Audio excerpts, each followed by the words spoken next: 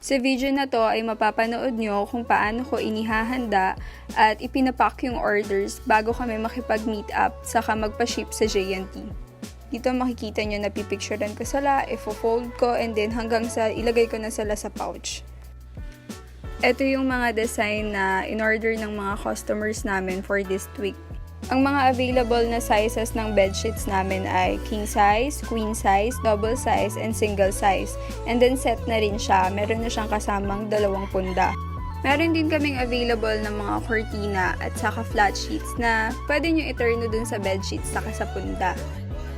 Premium Canadian cotton yung tela na ginagamit namin. Ibig sabihin makapal yung tela, hindi kumukupas, hindi mainit sa balat at habang tumatagal mas lumalambot pa siya.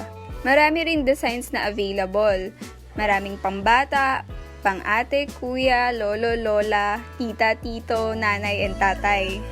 Sakto rin pang regalo lalo na at bare months na. Every week, marami kaming designs na available.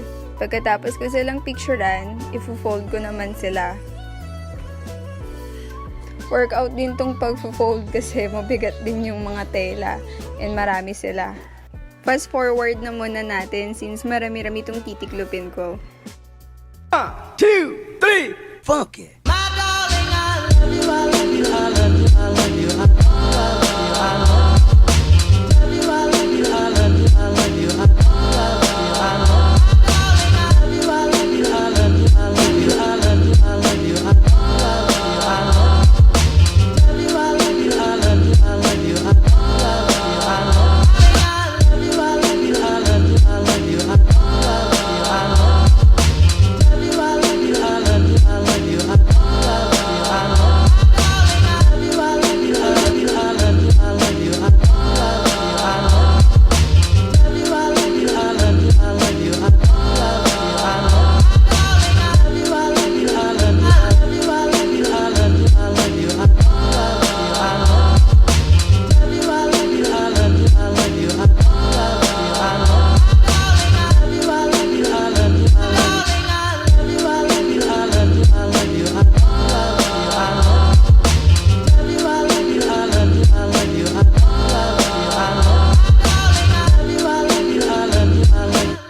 Pagkatapos ko mag-fold, ilalagay ko naman sila sa pouch isa-isa.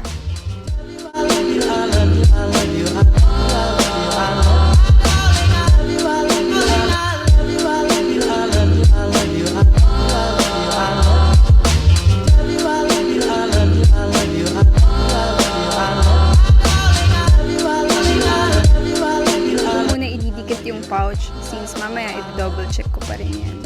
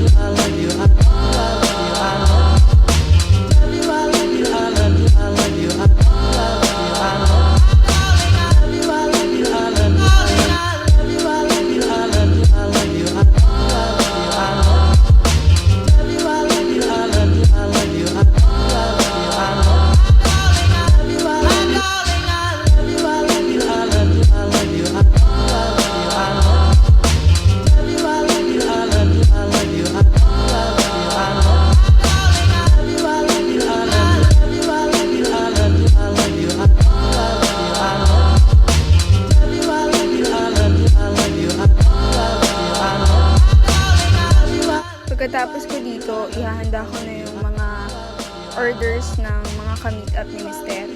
Kapag ka-rest day niya, doon namin ini-schedule yung mga for meet ups.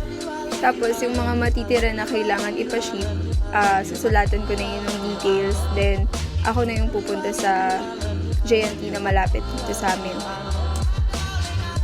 Ayun, sana nakatulong po itong video na to sa mga online sellers.